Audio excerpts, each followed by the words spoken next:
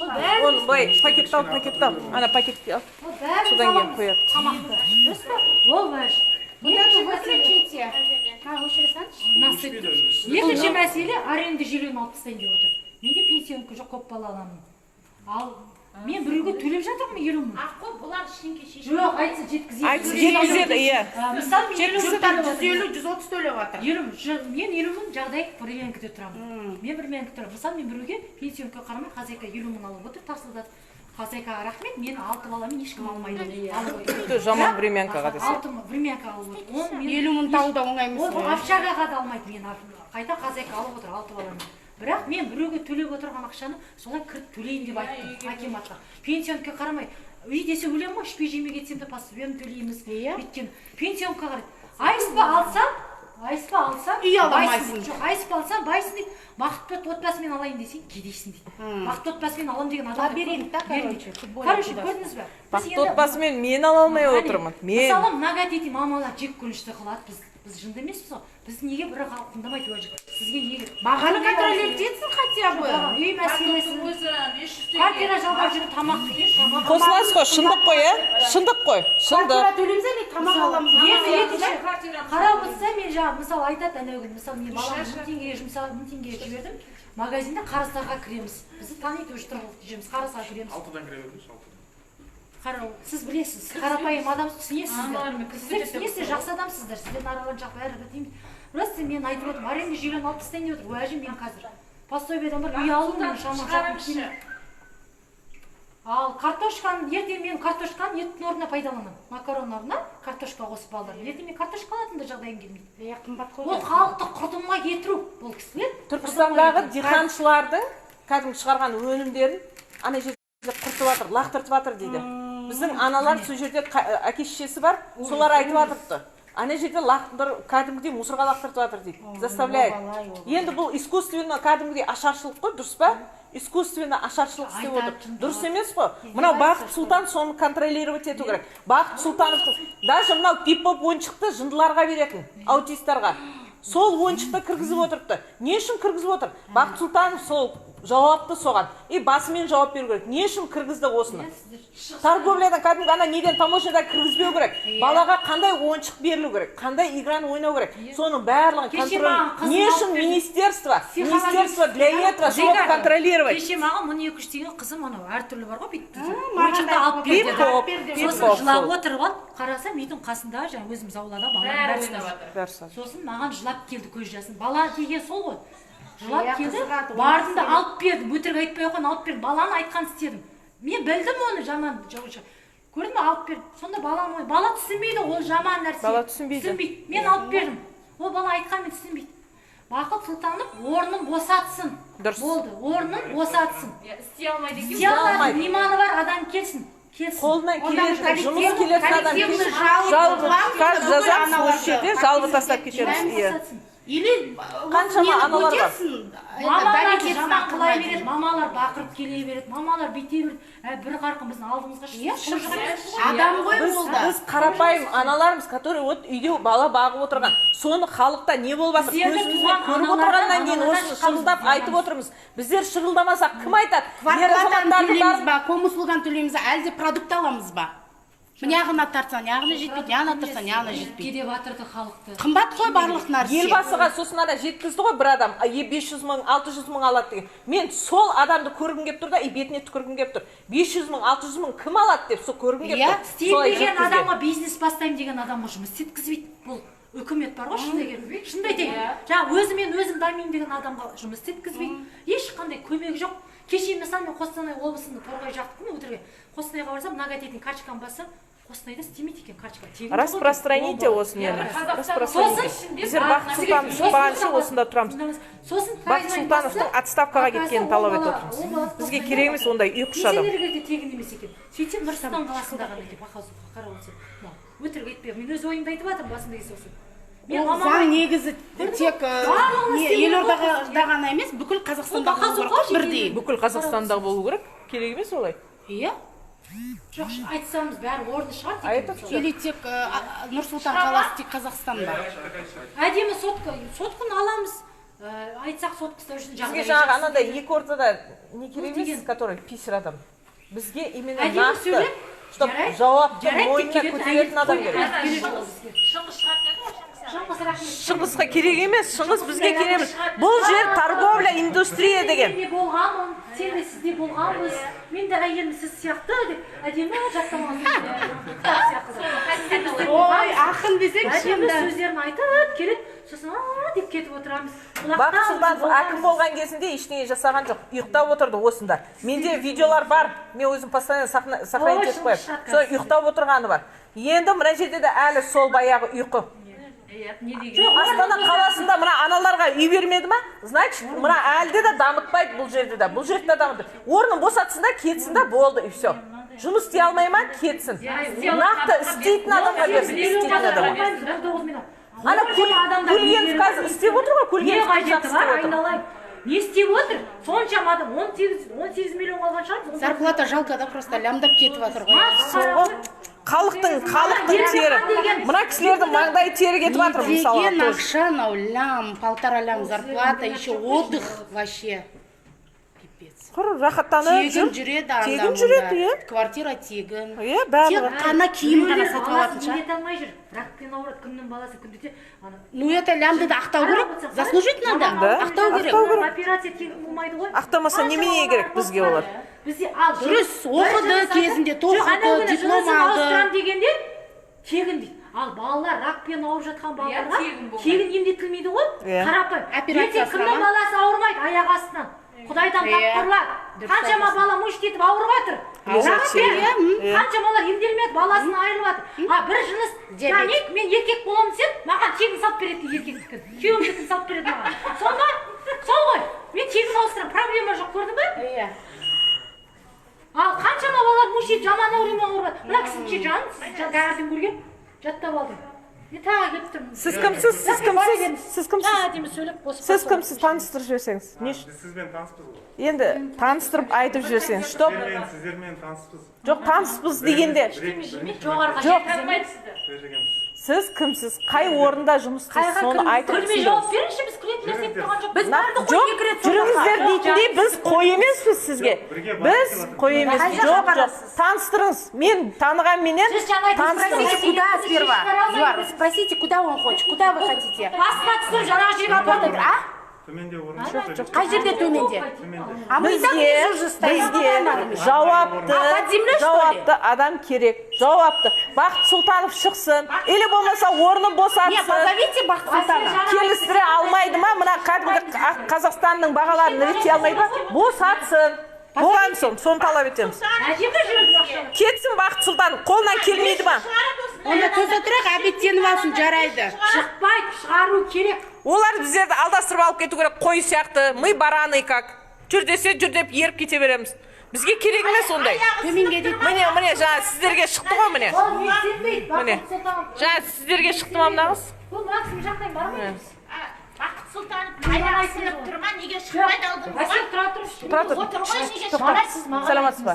Жандарым ау, біздерге, сіздер кәдімгі екі ортада жаңа писарсыз. Бізге керек емес, ренжімеңіз. Бізге қазақша сөйлейші? Қазақша сөйлейші? Қазақша түсінемін, орысша түсінемін. Сіз қазақша сөйлеңіз. Бізге жауапты адам керек, жауапты. Именно мойнынан нақтылап тұрып жауапты алсын. Міне бағаны мен реттеймін деп кәдімгі кесіп алатын ер азамат сияқты, міне мен өстем деп айтыппын. Солай. Керек емес сіздер.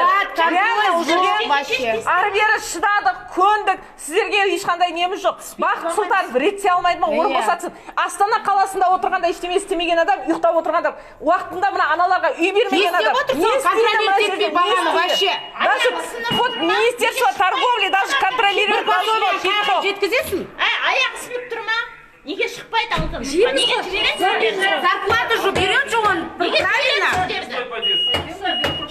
Не надо.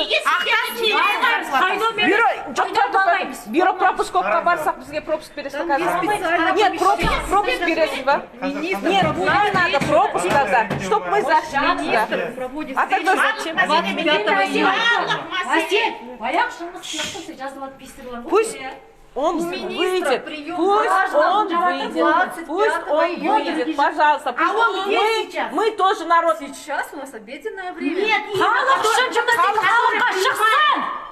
Тоқтай тұршы, ақырын Сейчас вас Подождите, Керек жоқ. 25 числа, который принимает министр, где он сейчас?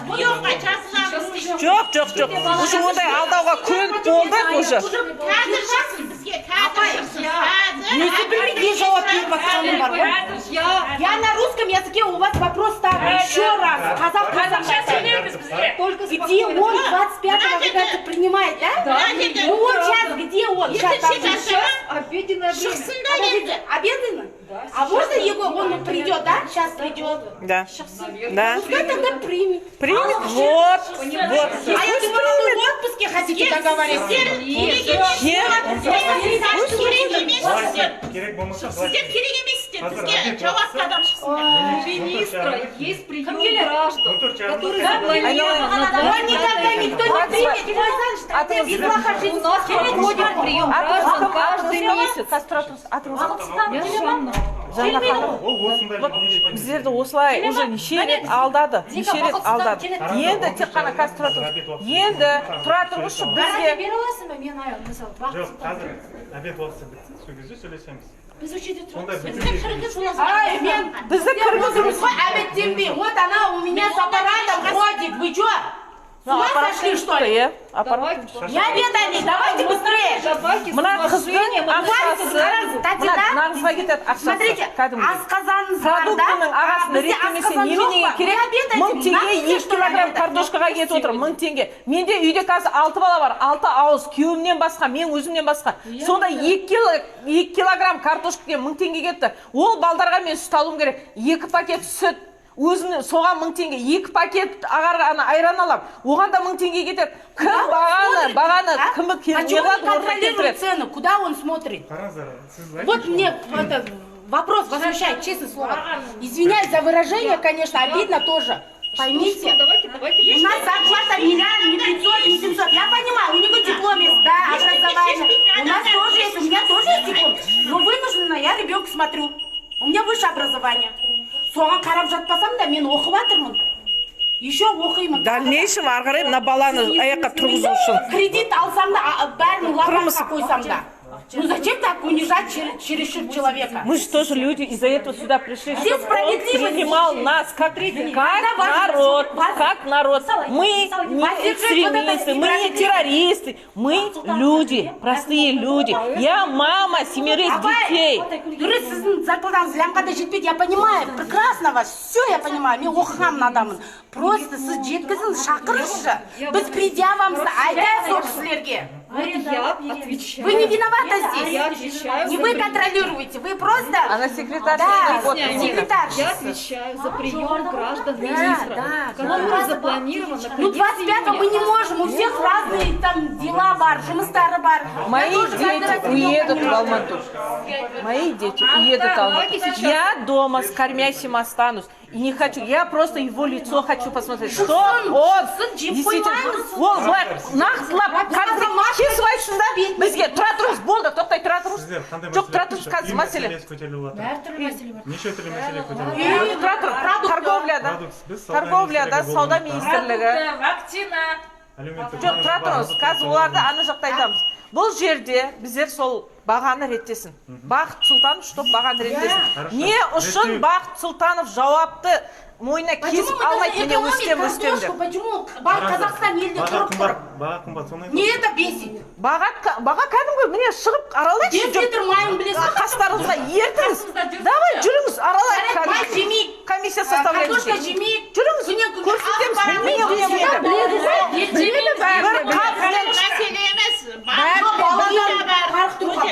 Жоқ, үйде вакцина қоспай тұрып, үйде вакцина қоспай тұрып. Бұл жерде Министерство торговля, қыздар. Министерство торговля только бағаны, нет, тұра тұрыңыз. Бағаны реттейді бұлар. Бағаны реттеуді соны мойнына кесіп алсыншы, кесіп тек қана маған ер азамат сияқты, еркек сияқты сөз берсінші. Маған сіз да, ана жауапты адам шықсын. Жауапты адам шықпаса, осылай тұра береміз. Халықтың бәрін осында шақырады. Қазір көршілерінде келеді, керек болса. Денсаулықтар келсін. Бәрі келсін. Үйде мәселесін квартира жалдап отыр, зеканы Крем салқын, кондер кожаный диван, онда қосылған кабинетте.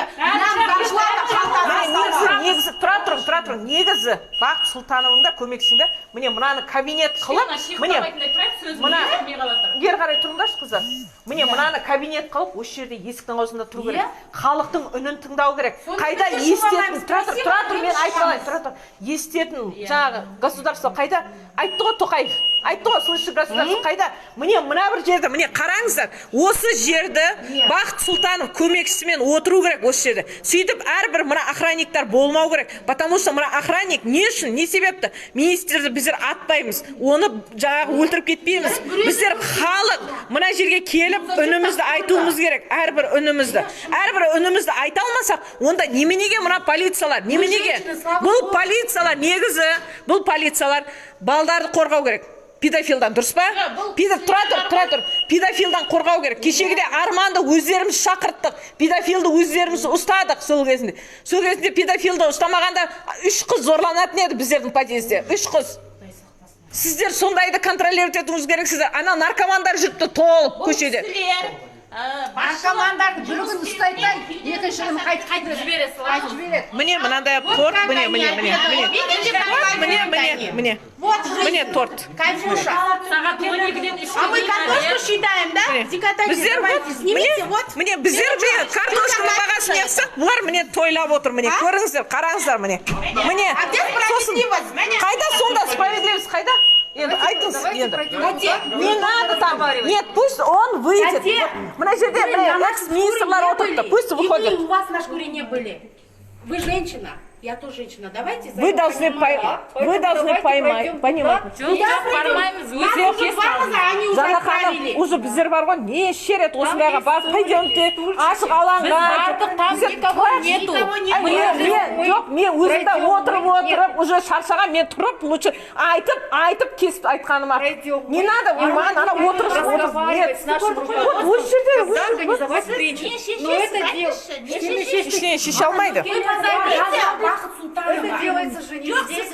Это вход. Здесь очень неудобно. Я понимаю, если он президент, да, назовите Бақыт Сұлтанова. Бақыт Сұлтановың Тоқаев президенттің сөзін пысқырып тұрған жоқ. Міне пысқырып тұрған жоқ. Халық естетін халық жоқ. Для встречи разговора. Biz sizga kelgan jo'qmiz. Встречаться Haqda aytaman. Sizga kelgan jo'qmiz. Нет, он выйдет туда. Chiqarmiz Baqit Sulton. Подождите, он выйдет, ответьте на вопрос конкретно. Bir-birimizni shashlatmaylik, baribir. Вы лучше устройте, чтобы встречу устройте сейчас. Нет, смотрите, Встречу устройте нам, и все. Жанна, фамилия как вас? Сисимбаева. Жанна Сисимбаева, позвоните. Тым жақсы қазақтың қызы осы орысша сөйлеген кезде адам нервына қайнайды ғой. Қазір 5 минутта министр шақырды. Ай, сол министр, тұра тұрыңыз, жоқ, тұра тұрыңыз, қыздар, мен айтайын, қазір тағы кесіп айтам, тұра тұрыңыз. Жоқ, тұра тұрыңыз, Басқада кездесетін орындар бар. тұра тұрыңыз, мен аз айтайын. Сіз айтасыз ғой, вот соның анаусы бар, мынаусы бар, әветте тағы бірдеңе. Мына халықтан не артық соған? Мына халықтың үнінен не артық? Халық мына жерге келіп тұрды. Мына аналар просто так шырылдап келіп отқан жоқ. Бағана да келді, дұрыс па? Оларды алдыңызда ана ашқаланға неттіңіз. Халық осыда соцсетте шырылдап жатыр. Тоқтай тұр, мөлдір тоқтай. Соцсетте шырылдап жатыр халық, дұрыс па? Халық кәдімгі баға қымбаттап кетті деп қайта қойып жатыр, пост шығарып жатырды. Қайта жазып жатыр. Мен де хэштегпен жазып жатырмын. Но сол кісі бар ғой, жүгіріп келу керек та, халықтың үнін тыңдау керек. Не үшін министр болып отыр? Не үшін? Он должен работать, а не в своем там кабинете сидеть. Білмеу, он не может. Көріп келген не аяқсып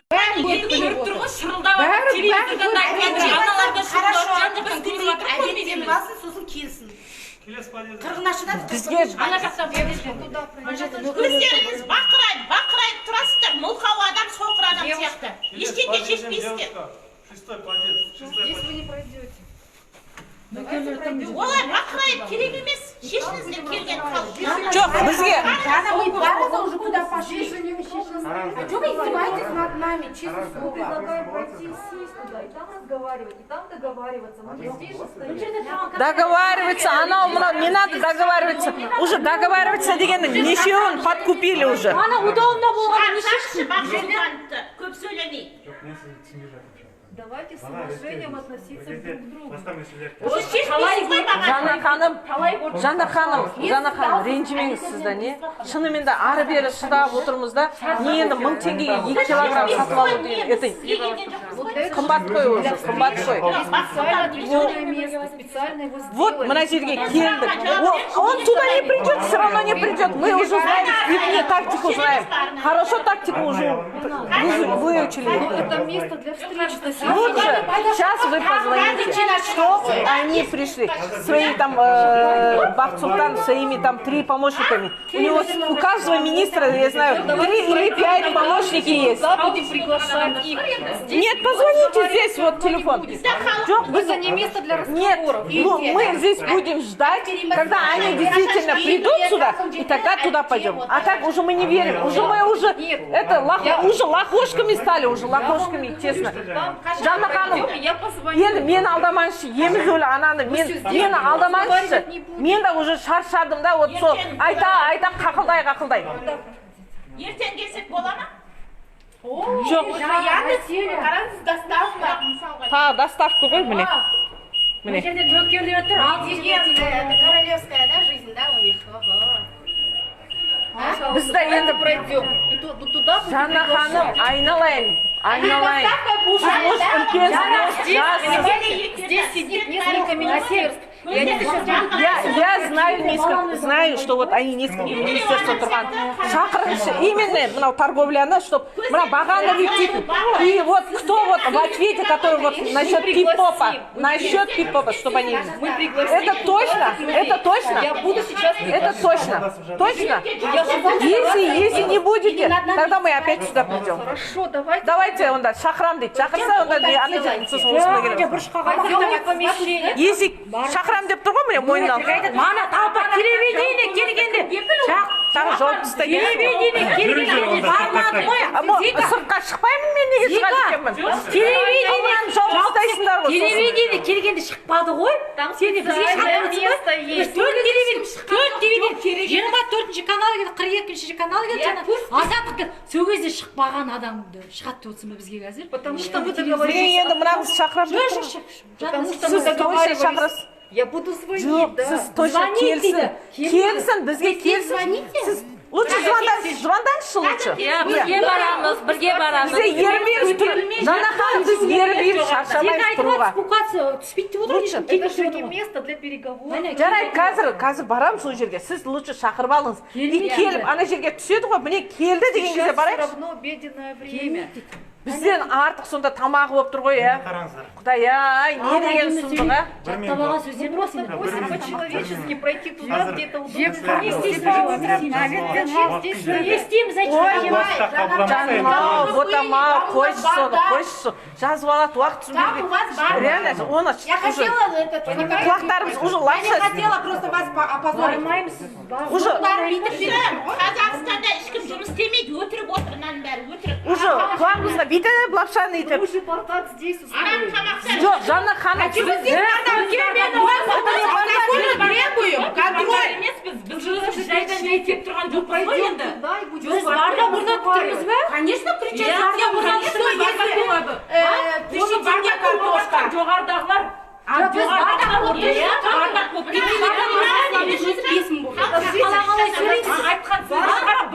Здесь кто-то...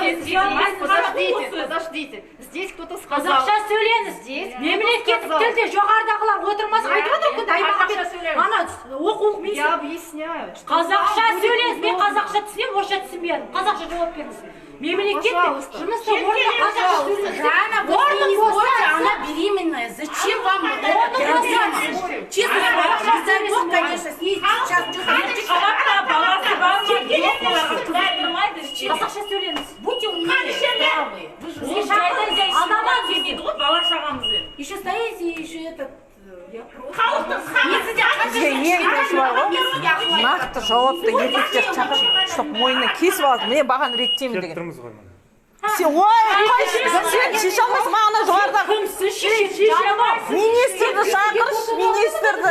Бақыт Сұлтан шақыршы, еті көрінге кір. Сағынып қалдық қой, Бақыт Сұлтан сағынып қалдық, айналайын. Бақыт Сұлтан сағынып қалдық. Былай айтыңызшы. Бақыт Сұлтан шақыршы, Реттеп жатырмыз. Сіздер қай жерден қателікке реттеп жатсың ба? Қай жерден қателікке баға өсіп жатыр, ол бар. Қателік айтайын, тұра тұрыңдар. Қыздар, тоқтай тұрыңыздар. Ана Түркістанда продуктының диханшылардың жаңа тамақтарын бәрін төктіріп жатыр деді, е? Ана кімнің туыстары сонда? Кім еді? Сабираның туыстары сонда Түркістанда диханшылар. Алдыңғы жылда тоже, капусталар бақтың қызды. Сапқызбай. Қай жерде болды? Қай жерде болды дейсіз, міне Астанада. Google помощь. Қойшай, бүкіл соцсетте. Қойшай, ел жындығылмай қойшы. Түркістанда диханшыларға айтыпты. Бізге шет диханшыларға пайдалы болып тұр, өйткені олардың қалтасына көп түседі. Кәдімгі өзіміздің қазақтар өсіріп алып келсе, онда біздің билікке ешқандай пайда түспейді. А который сырттан алып келсе, оларға Бағаның өскені бізге қиыншылық келтіреді. Сіз соны қолға алып. Сіздер тамақ істейтін адам білеміз ғой енді. Сіздер тамақ істейтін болсаңыз, енді нағып ана жақта райондағылар неге қиналып отырды? Сол жерге барып көру керек. Онда әкеліңіз машинаны, ана министрлер нағып отыр. Нағып депутаттар отыр. Қыздар, тоқтай тұрың қазір. Мына жоғарыдағы депутат пен сенаттың астында лично әрқайсысында қара машина бар. Астында машинасын алсын да, әрбір ауыл аралап шықсын. Неменеге отыр? Аралап. Мына жерде тұрғаннан үй жоқ, сол шырылдағаннан келіп отыр. Не үй жоқ, не мына қыздар, мына аналарды мен түсінемін. Аймай азайдар, содан екі үстіңе асып кетсе, кесіп тастайды ақшамызды. Болды, мәселесі шешетін адам шақырш бері ғай. Шынымен шақырса мына жерге. Бақыт Сұлтановтың өзі керек, басқасы керек емес. Өзі кесін, мойнына кесіп алсын. Еркек па? Еркекше мойнына кесіп алсын сол Бақыт Сұлтанов. Мен 6 балам бар қазір. Хозяйкам қуып жүреді, анда барамыз, мұнда барамыз. Пропискеге отырамыз, пропискені алып тастайды. Қайтадан бір айта алмайсың. Қайтадан істейміз. Білеме білдіріп қосақ үйге отыра хозяйкамыз. Бақытжан не істей алады? Үйге тіркеле алмайық. 7 жыл Бір кішкентай ғана бала бұл, кішкентай ғана бала. Мен баламмен қатар бала бұнда. Алда шығыңыз қайда? Тақыр басам, тас, қайда? Сол сізде бізде болғанбыз. Мен әнайымды көп поэзия. Әдемі алып шығады. Сізде бізде болғанбыз. Мен де сізде қабірде айтатын дұғамыз бар ғой. Сендер де бізде болғансыңдар. Бақытжан қайда? Боламыз деген сол Бақытжан. Өтірік бізді алдамай қойсын. Тей баламыз алданбайды қазір. Жаным алданып болдық уже. Рас. Шынымен уже шықсын ба? Бізде ана жоғарыдағы отырған именно министрдің өзі, вице-министрлар шықсында мойнына кесіп алсын. Еркек па? Еркекше кесіп алсын да. Мен мынаны реттем, ана пип-поп ойыншықты жоқ қыламын деп мойнына кесіп алсын. Потому что пип-поп ойыншық ол аутист ауруға, ол психический больнойларға. Соны сатқызып отырсыздар сіздер. Соны.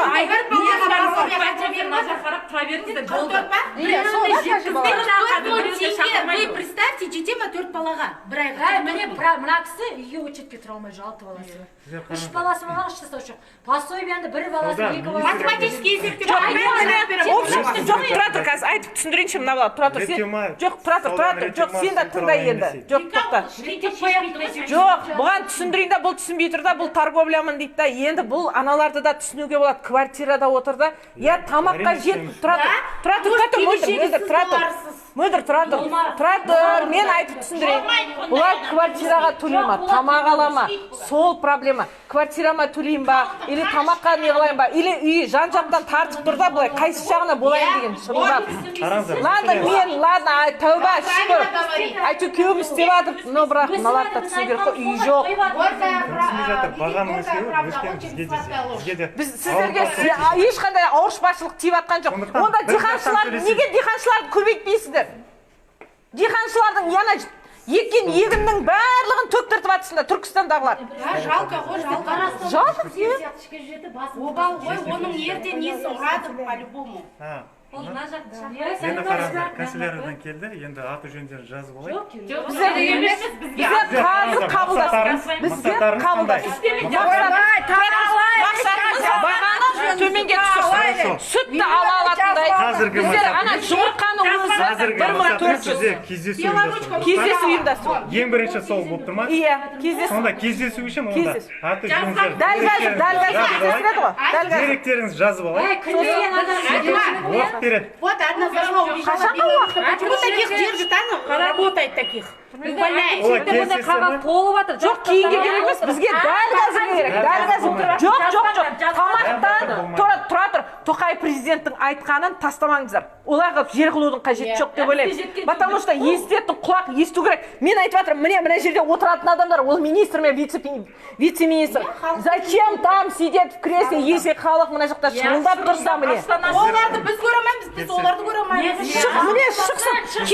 Міне ашық алаң, міне ашық алаң. Міне ашық алаң. Депутат министрге шығарады екен заңды. Заңды депутат министрі шығарады. Хангыдал емес. Міне Сарыағашта міне егуге огородта міне тыйым салып жатыр дейді. Не үшін тыйым салып жатыр? Кім тыйым салып жатыр? Фируза жазып жіберді. Кім тыйым салып жатыр? Анықтаңыз, факттарды бәрі видеоға түсіріңіздер. Факттар. Бұл кім тыйым не қылып жатыр дейді. Онда жазып Бізге қазір міне шықсын. Зачем нам? Шықсын. Жоқ, зачем? Маған мынандай қызыр айтты. Зачем? Бұл уже долго из другой не алмаймыз. Дана зама говорит, приглашать етеміз дейді. Хотя бы зама келсін. 3 министр бар. 3 замы болады. Әрбір министерство 3 несі бар зам. Үшеуі де шықсын. Именно Бақсұлтан же мы требуем, правильно? Да. Соның үшеу. Теперь зама келсін. Замы келсін. Келеді ғой, я точно. Үшеу. Сол үшеуі шықсын. Шықсын. Шықсын да болды. Шығып жауап берсін. Әйтпесе пусть орынды босатсын. Зачем он сидит, если он контролировать не умеет? Спасайте, мы не будем разговаривать тихо. Сейчас обед, мы не звоним на обеде. А сколько время сейчас? Сабира соны факттарды түсірсін дейді, факттарды. Именно қай жерде не болып жатыр, қыздар, аналар, айналайындар, халқым, соны прямой эфирға түсірсін фактты. Сенбейді мыналар факт болмаса. Қай жерде деп басымызды қыртып жатыр бұлар.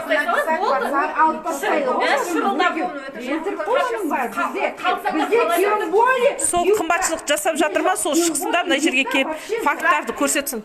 Полтретьего келеді дейді, замы дейді. Бір зам емес, только у него 3 зама. Пусть и 3 зама пусть приходит. Потому что хотя бы если он хотя бы замы құдай емес шығар. Я буду звонить и говорить, но там же удобнее сидеть. Жанна ханым, жоқ. А что ты, это чай, это доставка кластерма. Жанна Сисенбаева, зам үшеге келеді де бізді алып кетеді. Вот солай істесін. А так уже сенбейміз, уже бүйтіп тұрымыз. Біздерді бүйтіп құлағымызға уже лапшаны ілдірген.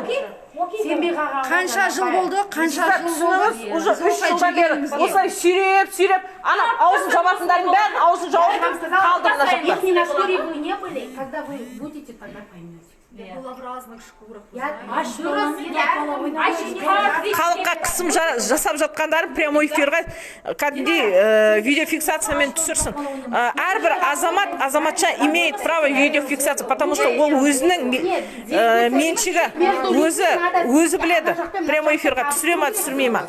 Сөйтіп жаңағы искусственно ашаршылық жасамасын. Вы понимаете, деп говорить надо им тоже. Да? Айтсаңшы, не қорқасыз ба? Маған жібер, онда запрос Фируза. Запрос жібергеннен кейін қабылдаймын. Все вопросы, которые... Мы за вами будем стоять. Все вопросы. Айтыңыз звондап. Нет, серьезно, айтыңыз, қорқас, жұмыстан шығарып көрсін. Одан кейін көреміз. Обязательно позвоню. Лучше шақырыңыз. Айтыңызшы, мыяқта, вы поймите деңіз, мына жерде баласы бар, мына жерде многодетная, емізулі, анау беременная деп. Ребенок с аппаратом, диабетик. Айтыңыз шынымен, менікі де қазір емізіліп, Пожалуйста. мен баламды бесікке бөліп Если кеттім мен қазір. сынозамына мен айтарым, Мен әзір конкретно, кетуім керек. жестко. Пусть шықсын. Жұмыстан шығарсың, шығарып жіберсің, одан кейін өзі көп ұзамай шығып кетеді. Шынын айтсақ бар ғой, ондай бізге. Ешқашан қорықпаңыз. Ондай бас керек емес бізге. Халыққа керек емес. Иә. Шынымен халыққа керек емес шын, Жанна ханым. Жана Сисенбаева бір ауыздан Да, сөйтіңіз, конкретно, қорықпаңыз. Біздер артыңызамыз, тарс етіп айтыңыз. Не будем орать, ладно. Вы так сильно затрачиваетесь. Мы же Потому можем что- договориться спокойно. Апай, жалко, да, жалко. Балаға қалай картошканы бүйтіп аяп бересің, айтыңызшы. Мы живем точно так же. Шіркізген картоп. Инвалидность 97 мың аламын, квартирам 110 мың. Я сейчас уточню, хорошо? Давайте. Что-то запросың келмей жатыр сені. Тұрдық біз, бәр жерде тұрдық. Кришамыздан да су ақты, подвалда да тұрдық, Жанапай бәрінде тұрдық. Но я вынуждена с ребенком, ана ондай положение болмайды, апай. Қайтадан жіберіп көрші запросты. Я сіз конкретно кіріңізді айтыңыз, осылай, сөйлесу керек, конкретно. Қорықпаңыз сіз ешқашанда. Сіздің де ақыңыз бар. әдемі сөйлеу бүгінгі жұмысы ғой. Жанапай, күтеміз, болыңыз. Я. Ребенка не забудьте, пожалуйста. Что-то келмей жатыр, Фируза. Оның жұмысы солай. Әйелдерді басу, әдемі Ой, бұл талай алданамыз әлі, талай Қорқып тұрған. Осыдан жұмыстан шығарып көреміз одан кейін. Айтамайын деп тұр ғой ол маған. Көп нәрсені білесіз ба? Мен біліп тұрмын дедім, түсініп қойдым мен оны. Не, запрос что-то не тұр. Фирузаны қосайын десем, қосалмай отыр осы. Прямо эфирға. Қашанғы жүрек дейсің, бір күн шалқаларынан түседі ғой. Барлығымыз да о дүниеге барамыз, мына кісілер де барады. Қара жерге. Қарманный зарядчик бар менде. ішіне боламыз бәрімізде. ішінде жатады ғой. Халықтың қарғысына қалмаңдар. Қашанғы жүресіңдер шалқиып, бір күні құлайсыңдар. Олар қалмайды деп қамыз ішіп, қымыз жеткенге Аналары шырылдап. Бәрін өлтіріп болып десе, оф, мен қалдым бұл денеде деп. Жоқ. Алтыншы подъезден кіресің. Қыздар, бізде қазір жағдайымыз не нормально болмаған, бізге не керек бар ки? Қамыз ішіп, бала жағдайымыз жанатын жері төсегі жоқ. Картошкамыз анау. Қазір жағдайым мүшкіл ғой қарап отырса. Енді көшеге шығу ғана қалып тұр ғой, шынымен. Не квартираға төлейм ба, не тамаққа төлейм ба деген. Енді сол Бала шағамызды алып, осындай жерлерде көшеге, иә, сол тұрайын. Басқа амал жоқ. Мына дөу үйлерді соғып жатыр, кімге соғып жатыр, мен түсінбеймін вообще. Бір күнде топан су келсе болды ғой, кетеді ғой бәрі. Мына ғимараттар тұр ғой, бостан. Қаңырап тұр ғой, неғып кіргізбейді? Сонша үй салады, үй берді. Конечно. Қарғайын десем, жалғыз қарғамайын десем, жалмаузын болып тұр. Сол ғой. Салып тастаған қаромаларды босқа тұр, жалко, блин, тоже. Байларды байытып. Кіргізсін бәрімізді, аналарды. Азар болса 10 мың, қанша 20 мың ананы кіргізер. Жоқ, аналар. И то тегін тұрмаймыз ғой, береміз ғой, сол 110 мың, 130 мың беріп жатыр. Үкімет немен қайтарамыз деп ойлады сол кезде? Соны айтып, үйді Немен қайтарамыз? Жермен қайтарады. Фируза что-то қосылмай жатыр. Қой жан, жердің Қалғандары береді, қалғандары береді. Келмей тұр Зачем запросы. жер үй берсін, неге сабатыр мынаның бәрін? балаларымызға қол сұғайын деп отырмыз. Очеркке тұрғызып қой. Кеше атамыз айтты ғой, мен келем орныма деді қайтадан. Типа бәрін вакцина сал деген сөз. Бастарлап айтқан. Атамыз Тоқаевты жаманатты қыла береді, бетіме келіп, мен басын кесіп алып кетсе де. Бәрін типа вакцина сал. Вакцина салсын дейді. Балаларымызға қол сұғайын деп. Салмаймыз вакцина. Жағалай қарыз. Бүкіл Қытай қанша мемлекетке қарыз болмаған жерім жоқ. Өтірік қарызды бізді ешкім ештеме сұрамасын деп отырмын политика. Бұлардың политикаларымыз біз жетпейміз. Сонда де Екінші, біз үйде Бізге требовать ететін жағдайсыз бірінші халық. Жарайды, кіре салсашы. Ай сайын Кіре берсінші, кіргесін. Ай сайын біреуге төлеу. Не, кіргізбейсің, кіре берсін де. Біз кіріп кетеді деп жатыр ғой. Қорықпаң, біздер кірмейміз. Біздер адекватный мамашамыз. Иә. Біздер нормальный, қорықпаңдар. Бұлдар халық қой, біздің халқымыз деймін. Айналайындар ау, біздер мынаны мен бұзғанымды көрдіңдер ме? Айтыңдаршы, мынаны мен бастырып бұзғанымды көрдіңдер ме? Бір рет болса да. Айтыңыздар. Бір рет болса да бұзып кіргенімді көрдіңіздер ме? Зачем бұзып аттай салсаң болды ғой, аяғын көтеріп? Жоқ, бұл кісілер де үйренді ғой уже 3 жылдан бері бізге. Енді восстановлениесі білесіз ба қанша ақша төлейсіз?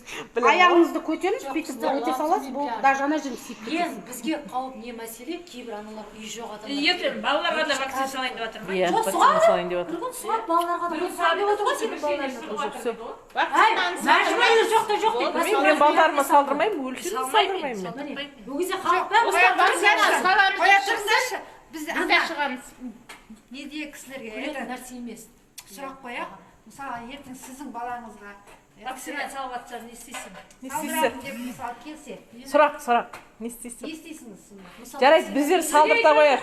Ол вакцина дейді да, ол вакцинада дейді да, былай дейді. Тұра тұр, жоқ, тұра тұр. Ол вакцинада, оказывается, мынандай нано не қосқан. Ол ГМО, как ГМО сияқты составында. Ол балдар ертең айтып жатыр ғой, онда естіп жатқан шығарсыздар. 5 жылдан кейін ол балалы болмау керек деп жатыр, иә? Естіп жатқан шығарсыздар. Вот балалы бола алмайды. Мен өзім мысалға балдарыма салдырмаймын. Ертең мына қазақтық қанымыз бұзылмақ түгіл, даже ертең уже ген ауысады, ген. Кіре берсінші, қайтесіздер оны? Ауызды шашады. Если откроется. Кіре берсін. Жоқ, кіре берсін. Соны айтам. Апай, кірсеңші енді. Ай, біздер... Сіз айтыңыз ғой жаңа кірем деді. Жоқ, менің осы жерден кіруім керек. А мы зачем тогда стоим? Жоқ, біздер... Түсіндіп, сіз ашуланып. Мы же туда не заходим же. Өйтіп жатқан жоқпын. Мен сіздерге айтып жатырмын, сіздердің подъездеріңізге. Жоқ, бара беріңіз. Нервнесі біткен ғой бейше аналар. Жоқ. О кісінің де нерві біткен, түрін қарасың. Нет, ашуланып. Жоқ, жаңа вакцинаны. Арам деші. Балаларға болмаса үйдің маған керек не? Салдырмаймын дейді вакцина. Өздерін салдырма вакцина. Өздері салдырды, өздеріне бұларға барлығына жаппай салдырып жатыр бұлардың барлығына.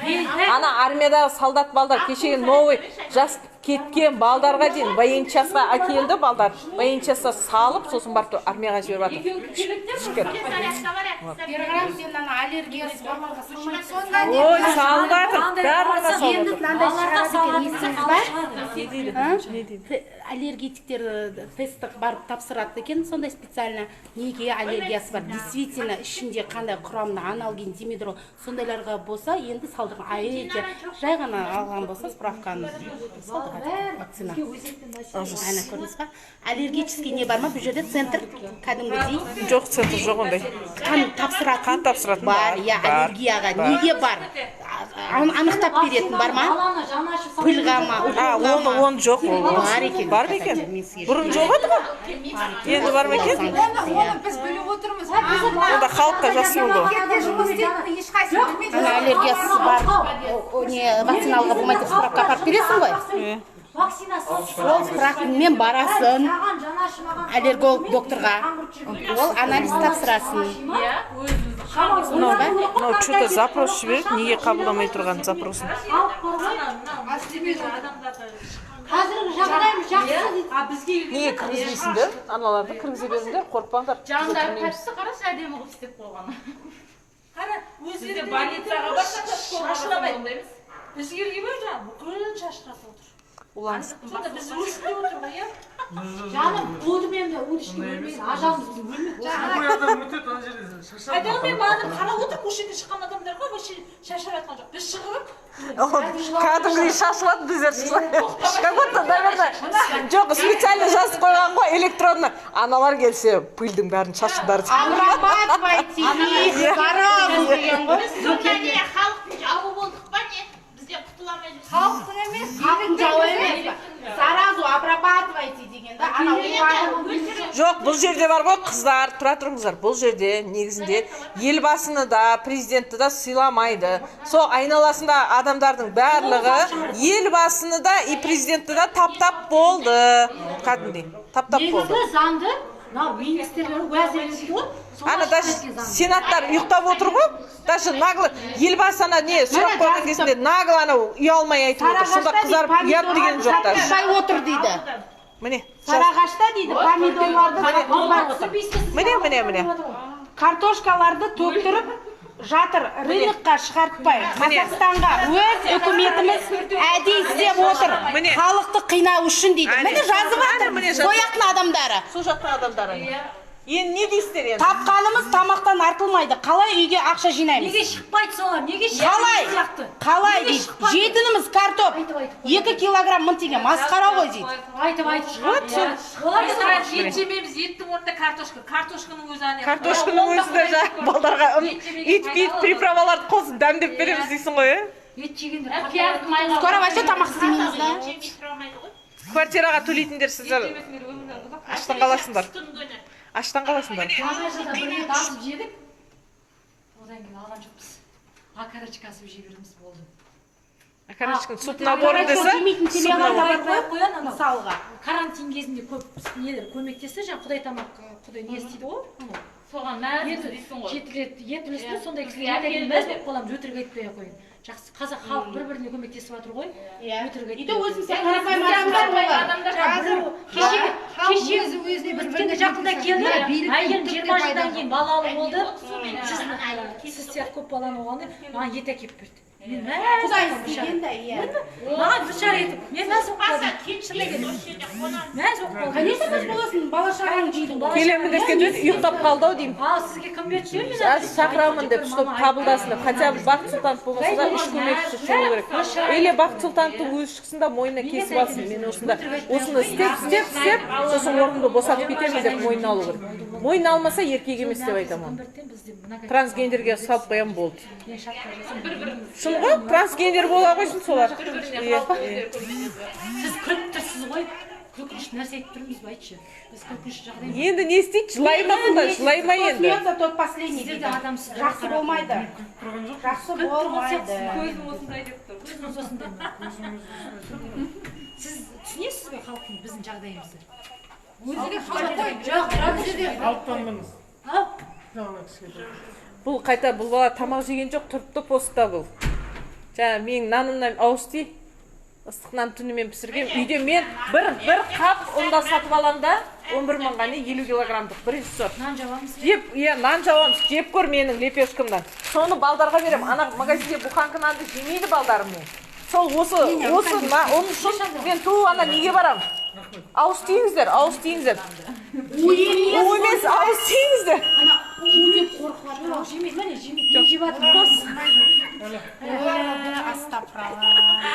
Ыстық нанымыз Нанды біздердің. тоқтар болмайды, ақыры жақсы. Нан, сендер шаймен ішіңіздер деп беріп Мен жатырмыз. серьезно Шын айтамын. айтамын, шаймен ішіңіз. Давайте я с пакетом лучше дам. Мен алып кетейінші нанымды. Алып кет, балдарыңа бер. Балдарыңа бер.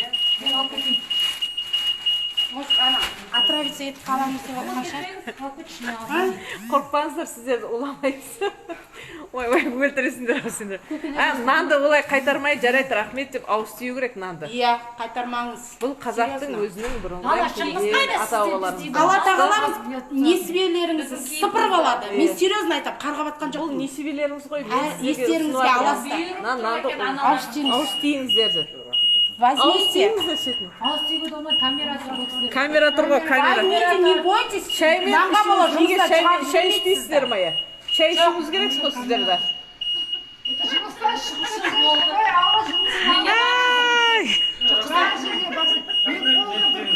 Жұмыстамыз, рахмет. Түсінеміз сол. Хотя бы ауыз тисеңізші. Азаннан кешке дейін Сосын осы сен шамалдан кейін. пакетке салып алып қойыңдар. Шаймен ішесіңдер. Наннан үлкен емес Ана балдарына берсін балдар. Мен алып кетемін. Мына қыздар мынадан қашасыз мына. Мен кімайым Олай, бекер не алдыңыз. Қайтарыңыз. Сендер шай ішсін деп жатқанбыз ғой. Алып кетемін. Тұра берсін, кеш болады, нан керек болады, бермей-ақ қойыңдар. Жаңағы ұйықтап қалмады ма? Бақыт Сұлтанов та өзі ұйқышы адам негізінде. Әкім болғанда не істеді? Әкім болғанда ештеңе істеген жоқ. Сосын Мамин мырза да әкім болғанда ештеңе істеген жоқ. Енді Мамин мырза да міне Астана қаласында білдей болып азамат болып отыр. Қайта Астананы, бүкіл Қазақстанды көркейтудің орнына ол наоборот тас шығарып жатыр. Гүл емес, тас. Мынау мен Көлгеновқа рахметімді айтам. Көлгенов молодец. Біраз жерді тындырып жатыр ғой. Нағыз ер азамат, иә? Біз жақта Нағыз ер азамат. Үй беріп жатыр, Аллаға шүкір. Красавчик, Молодец, мужик. көбейтіп жатыр, үйді де беріп жатыр. Но былай қарасаң бар ғой, жұмысы оның жүріп жатыр, тәуба. Айтамыз, телевизорге шығып айтамыз әлі. А мынау мамин Зиканың айтқаны Бақыт Сұлтановқа қарағанда Алтай Көлгенов жақсы жұмыс істеп Иә, жатыр. Онлайнмен шықтым ғой мен өткенде заявкеге. Сол кезде бәрін патырлатты ғой, бәрін қосты ғой. Вот сол ғой. Так. Мөлдір Бауыржанына. Шешіледі деді ғой, автоматом. Жоқ, Алтай Еркек па, Көлгенов еркекші. айтады. Болды ма? Сразу айтады. Сау болыңыз. Вот сразу Алтай айтады. Көлгенов сразу айтады. Деп тұрмайды да, Иә, мұршында. Шынаққа кіргенмін. Мылқау. Иә, тура сондай мяу. Міне, үй бере алмаймын. Басқа жақтан көмектесе алайын. Аренданы сөйлеп берейін. Иә. Шынақта айтады. Кәдімгі шешеді, иә, тарсылдатып Жоқ шешеді. жоқта кәдімгі еркекші. Нағыз еркекті тарсылдатып айтады ғой. Жоқ, күйеуім неғып сұрайды деймін да. Күйеуім қайда? Не істеді күйеуің? Баланы Жұмыс алып бере ма? Қасына зам қылып шығарып отырғызып алып Алтай Көлгенов айтады, ақыл мен үйдің мәселесін шешпеймін. Отчетпен аласың. Иә. Давай аренданы төлеп берейін деп. Тарсылдатып айтады. Кәдімгідей. Негізінде Маминда осы Астананың әкімі болды, қыздар. Помните? Маминда не өзгертті? Ештеңе өзгерткен жоқ. Қазір Алтай Көлгенов біраз дүниені тарсылдатып тастады, дұрыс. Аналармен қосып тұрып тарсылдатты ғой. Ой, жаным, қазір Алтай Көлгенов. Давайте Алтай Көлгеновті сайлайық лучше. Негізі шынымен Алтай Көлгеновті қойған дұрыс. Мына Қазақстанды өзгерту үшін. Ана Маминнің орнына қойсақ бар ғой, мына Қазақстан жайнап кетеді. Ана ауызы шүйдей бақ, дүн бітірмей. Әчкеде ауыз. Жоқ, шынымен де ана тас сияқты да, ана отырғызған жерден отырады ғой, қимылдамай отырады да. Не, Зиката, давайте Алтай Көлгенова вызовем. Российский акиматқа барып, и оны неғылып. Оны барлық аналарымыз мысалға, ана Мамин шықсын да, Алтай Ой, Астанан деп ой, министрсіз. Иә, заңы болсын. Алтай Көлгенов Премьер-министр болу керек. Бақыт Сұлтановтың орнына келіп. Иә. Менің сөзім осы. Бүгін сен үйіне барып тұрмасын, мылтық алып. Неге? Әр адам имеет право свое мнение высказать. Ол бар. Атып кетсін көп. Неге бұл мнениесін айта алмайды? Неге сен? Неге мен айта алмайды? Заңды түрде айта алам, ЛГБТ-ны олар айтқызып қойса, неге мен айта алмайды екем? Мысалға, мына кісі де айту керек өзінің мнениесін. ЛГБТ-ны сөйлеткенде өздеріміз сөйлегенбіз ат. Сөйлеп жатыр ғой. Ну? Үйтіп қатырмасын, ЛГБТ-ні жоғалды. Қыздарымыз қызбен, ұлдарымыз жігітпен масқара. Масқара. Бұлаған үйленіп Бай. сырға тағып. Балаларыңыз ертең әкеп тұрса, сондай ЛГБТ. Жоқ, болмайды дейік, гарантия беріп. Сіздер неге соған О, тоқтап гарантия беріп тұр ғой, сен болмайды екен. Неге болмайды? Может, басқаша тәрбие беретін шығар бұлар. балаларыңызға ертең ЛГБТ-ні Может, басқаша тәрбие беретін шығар. қалай қарайсыздар? Ұлдар болады, жақсы болады. Жақсы болады. Ана форманы киіп алып не істеп тұрсыздар? Бүгін ғана ішіп жеп. Ана жақтың киіндіріп. Мынаған ақырын ғана сен бізге патырлатып. Ай, не қылдай анағыз. Төлемей-ақ қойшы. За это нам не платят, пусть они там же стоят. Аналарды кіргізбеу, шығармау, сол ма сіздердің жұмыстарыңыз? Жоқ, негізі, мен өзім Сөзін ашығы, банковский салада Бақыт істеген Сұлтанов екен. кетсін, Бұлар охранный агентство, как бы, не? Охранный агентство бұлардың өзі. Жоғардағылар бұларды жалдайды, чтобы мына жерді охранить ету үшін. Бұл жер ашық тұру керек. Бұлар сигнализация, пульт, соған жауапты бұлар. Орталығына халық кіріп шығып жүру керек. Иә, сол.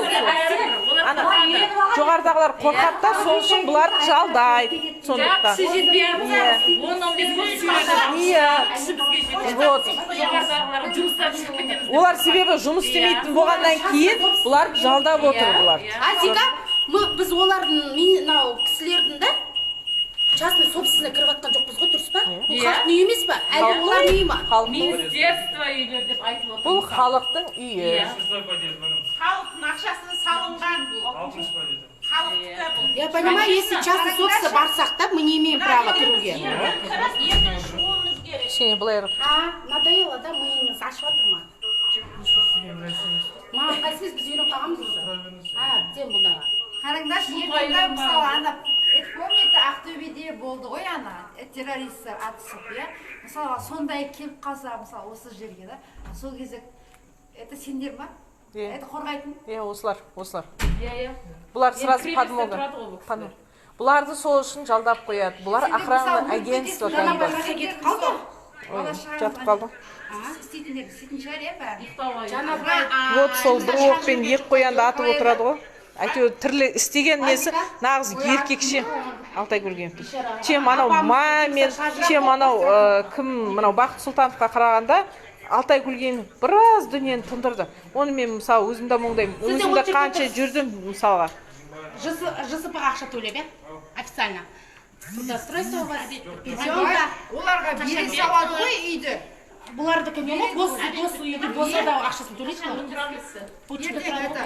Пенсияға шыққаннан кейін сосын олар 40-қа дейін істейді ғой бұлар. Мен де чемпионатта нелер бәрі туысқандарым осындай ғой. Папа жақтан. 48 гривен. Чего? 48 гривен. 48 қойды ма не? 45 еді ғой. Қазір шу қосып қойды мына бұрын. Қарын болып тұға, 48 болды ма? 45 жасында ма? 45-те шал болып қоймай ма? Зүкат әте? Нормально ғой 45-те. 45-те шал болып қоймай ма? Сіз нешедесіз? Мен 40-та. 40-та, иә? Көкем ше? Көкем 45-те. 45-те ма? Молодой болып жүр ғой менден. Наоборот, мен естіп 45-те наоборот еркектер не қылады деп, иә? Андай. Жақсарады деп, иә? Ол рас па? Рас. Молодой ғой, көрмедің бе кеше суретіне көкеңді? Вот. Иә. бәрі айтты ғой Еще тойда видео. Бірінші рет көрді, әшелеп бүйтіп постоянно былай түседі, егер былай тойда кемпір біреу әкесі қылады, бүйді маған это моя баба деген сияқты ғой енді. Енді расы енді. Никто не тронет, құдалар деп қойды заранее. Ана құдаларың деген бейші құдағи дегенде, конечно, қысып алады. Вот. Сол Момын деп қойды, момын қақсам айтып, мама Әй, тойға барған кезде сирет махаббат туралы әңгіме. махаббат болып кетті. Қызметті төлеген болып қойды, не статсың көр? Сөз қатып отыр да? Тойда қысып алған ғой. Қызғанған ғой, сіз жақсы көріп кеткен ғой, ә? Махаббат ашылып кеткен. Махаббат ашылып кеткен ғой. Ай, көкем. Отец героин ғой ол да, кстати. Да. Ол кісі болмаса сізде материально болмайсыз. Айнұр Абдразақова өте дұрыс айтасыз. Алтайгүлгенов жақсы әкім. Сол Астананың әкімі болуға лайықты адам. Даже ол кісі бар ғой, қазір маминнің орнына лайықты. Сол мамин да именно Бақыт Сұлтанов да кеткен қалаймын. Шынын айтқанда бар ғой, отставкаға кеткен дұрыс деп ойлаймын. Себебі осы уақытқа дейін сол екеуі де мына Астана қаласында әкім болды. Астана қаласында әкім болғанда не өзгертті олар? Ештеңе өзгерткен жоқ. Ал Алтайгүлгенов қаншама дүниені өзгертті. 3 жылдан бері аналардың да жағдайын қарасып, көмектесіп, қолынан келгенше көмектесіп келе жатыр. Дұрыс па? Аллаға шүкір, міне біздер жақтан азын 4 мектепті салдыртып отыр. Енді адамға 5 саусақ. Жарайды, жолың болсын. Кіріп аласаш? Жарайды. Кіріп аламыз ғой тұртал, сізге бермейміз. Мен де кетім керек қазір. Жаңағы кісіні шақырыңызшы, Жанна ханымды. Жанна апай жұмысқа шақырған жоқ па шыменде? Біздерді ұйықтатып кетті ау деймін. Ол ұйықтатты, оны ұйықтатып кетпесін ау. Қашып кетті ол. Сондықтан барлық әрбір азаматша талап ету керек, чтоб Алтайгүлгеновті сол маминнің орнына отырғызса екен. Потому что мамин осы уақытқа дейін ештеңе шешкен жоқ. Мына даже мынау депутат, даже мынау сенаттың өзін айтайын. Сенаттар отырда бірдеңені придумать етті кешеде. Вообще миға қонымсыз дүниені придумать етті. Олар неге мысалға ауылды араламайды? Әрбір адамды, әрбір халықпен сөйлеспейді. Кешеде мысалға мынау біздің депутат Ләззат Рамазанова Нұр Отандағы, сосын тағы кімдер? Мадина дегендер. Санаулы бір нелерді білем, депутаттарды. Солар әрбір үйге есікке кіріп шықты, халықтың үнін тыңдап олар. Но мына біздің жоғарыда сенат басқа бұрынғы старый депутаттар отырыпты. Сол старый депутаттар астында әрқайсында машина бар, қара машина, дұрыс па? Сол қара машинаға мініп, неге ауыл елді араламайды? Базарға неге шықпайды? Иә, вот. Неге шықпайды? Артем, Шапағат, Шаңқай. Қай жерде не болып жатпайды? Соны тексеру керек, олардың парызы ол. Парызы. Олар сонша биліктің жоғарысында отырғаннан кейін. За это они зарплату берут. Иә. Соны бәрін қадағалау керек. Неге қадағаламайды соны? Сол үшін да Куда отырыпты. смотрит вообще? Куда они смотрят? Қайда қарап жатыр олар бағаны? Олар қарамаса да біз көріп жатырық қой сол бағалар күнде. Мынау қарапайым, мысалы біздер халыққа біздердің бағамызды реттесін. Халықтың жағдайы жақсарсын десе, сосын елбасыға міне елбасыға жеткізіп отқан ана адамның түрін көргіміз келіп отыр. Халыққа шықса екен деп 500 мыңдық зарплата алады, 600 мыңдық зарплата алады деген адамды. Сол кісі жауапты. Халыққа жауап берсін сол кісі. Елбасыны ұялмай алдап отырған адам. Елбасыны да Тоқаев президенті де құрдымға кетіріп отқан айналасындағы адамдар сол. Өтірікті жеткізіп, мына халықты жаманатты қылып шығарып отырған. Дым құрмаса пост жазып, Алия Назарбаеваны тегнуть етеміз уже. Өстіп құрдымға кетіріп отқан, міне өз айналасындағы адамдар. Бар, білем. Алия Назарбаеваның өзінің көмекшісінің де телефоны бар менде. Ол кісінің өзіне де жеткізе аламыз. Сол айналасындағы адамдар өстіп халықты жаманатты қылады. Көмекшісі спокойно жеткізеді. Сондықтан айналайындар, мына жоғардағылар естіп отса, если мысалы контролировать етіп отса, мына қарапайым халықты қабылдап, әрқашанда көңілімізді құшақ жая, қарсы алып, жарайды деп, соны тарс-тарс етіп, не қылу керек, жұмыс жасау керек. Жоға, посылы қосылмайды. Қосылмайды. Июльда қосылсап, уже продукттың қымбаттады ғой уже? Заранее көтеріп қойды десеңші наоборот. Издевайтесь, сколько болса 500 мың теңге қосатын шығар. Зачем нам туда? Бишаралар келеді да, үміттен мына жерден кіреміз. Зачем оларды олай нетесіз, айдайсыз? Оларға да шаршап деген адам. 500 теңге десе мен ойлаппын, әзілдесіп жатырмыз деп. Олар да шаршап келе жатқан шығар, қайдан білесің? Обал ғой оларды. Бәрі келе жатыр. Обедтен келе жатыр ғой енді. Иә. Пусть разжигает калории. Жүрсін жаяу. Күнге қанша километр жүреміз ғой? Олар да жүрсін дейсің ғой. Анда жүреміз, мұнда жүреміз.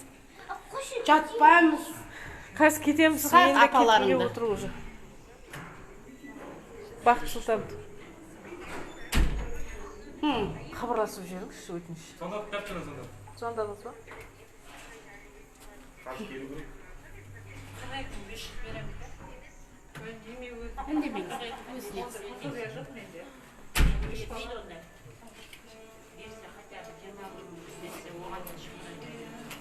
Адам мен адам кездеседі. Официально жауабын аламыз да, официально жауабын бермесе, онда ақырында ары қарай осы шаңғағамыз біздерді. Неге керек біздерге Бақыт Сұлтанов деген адам? Жұмыс істемейтін болса. Үйіне барайық та кісінің лучше. Сосын негізі қонаққа үйіне бару керек ау деймін. Қақта отырады? Білмеймін ғой. Целый кезінде Астананың әкімі болған кезінде сол жаңағыдай шапканы алып соның ішінде жаңа асфальтта түсіп отырған соң құрт есіп ет асып қоя берсін, үлкен қазанға салып. Аналардың барлығы барады деп. Иә. Бір 5-10 минутқа шыққанға не істейді екен? Барлығы бармаса да 50% барады. Бізге бағаны реттесін, басты қатырмай. И сосын диқаншылардың тамағын өйтіп, жаңа еккен еңбегін өйтіп, не қылмасын, далаға төктірмесін. Обал ғой, обал. Әр нәрсенің жауабы бар. Соны айтам ғой, ертең қара жерге көмілген кезінде не істейді екен? Оны пейнеті бар, қанша пейнеттеп екті, оны ақша кетті оған. Қара жерге де кіреді ғой, барлығы кіреді, барлығы. Кірмейтін адам жоқ қара жерге.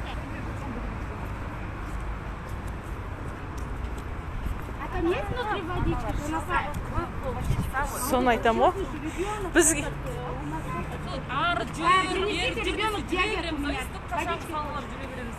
міне мына жақта да жүр ғой міне. Саламатсыз ба? Сізді кім жіберді? А? Жақсы, жақсы.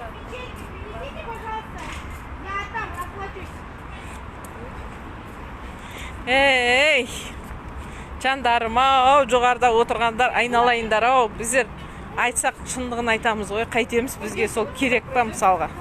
Үйде отқан, әйтеуір 1000 теңгеміз сүтімізге да, тамағымызға да жетсін дейміз.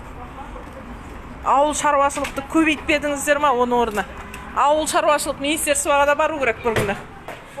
Со, жаңағы еккен диқаншылардың өнімдерін лақтырмасын деп. Соларға да не қойымыз керек талап. Сүттеріміз қайда, жаңағы еккен өнімдер қайда деп.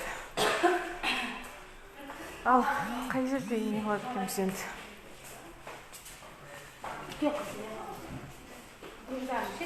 Бисмиллахиррахманиррахим. Жазыңыз, қабылдауына да жазыңыз. Бізге. Поэтому, если вы хотите к министру попасть, Да. вы можете записаться. Жазыңыз. Вопросы зафиксируем. Жазыңыз, 25-го будет все организовано. Жазыңыз. Иә. В государственном органе разговариваем с людьми. Мы для этого созданы. Негізі бар ғой, Жанна ханым. Вот, қазір тұра тұр. Жанна ханым негізі государственный орган болғанменен, мысалға міне, қазір алдық, мынау алаңы дейді, но министрдің өзі шығып біздерді тыңдау керек. Президент айтқан, слушай, государство деп. Сонда енді халықтың үнін тыңдамаса министр, зачем он тогда министр? Он должен слушать нас. Я сразу отвечу. Когда мы все понимаем, что мы строим слышащее государство. В рамках слышащего государства В рамках ты, да. проводит встречи ежемесячно с населением, проводит отчетные Что-то не вижу, не вижу вот этого. Поэтому министр... Месяц один раз, да? Конечно. У него же загруженный график, и для встреч с населением предусмотрен один из дней. И у вице-министров, и у министров. Енді неге? Записаться и к ним, и к нему. Тұра тұрыңыз енді мен айтайын. Тұра тұр мөлдір. Енді мен айтайын. Неге деймін да, вот халықты қабылдайды да, но бірақ оның жұмыс істегені көрінбейді. Именно Бақыт Сұлтановтың отырған жері бір ұйқы басқандай ма, мампыс басқандай ма, сондай ғой. Отырған жері сондай. Вот Кульгинов, он был акимом до этого, когда вот министр был да, был аким. Он тогда не работал, даже вот многодетным даже жилье не дал. А вот Кульгинов, он все работает, он прям на 5 он работает. Даже вот мамин даже тоже был акимом, он тоже не работает. Ой, берекет там. Сумерш. Все вопросы.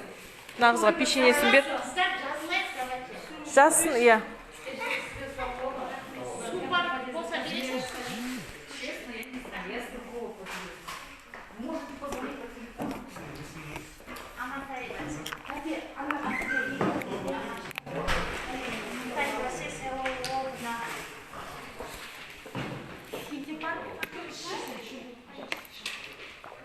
Ой, аузымыз құрып кетті ғой, сөйлей беріп.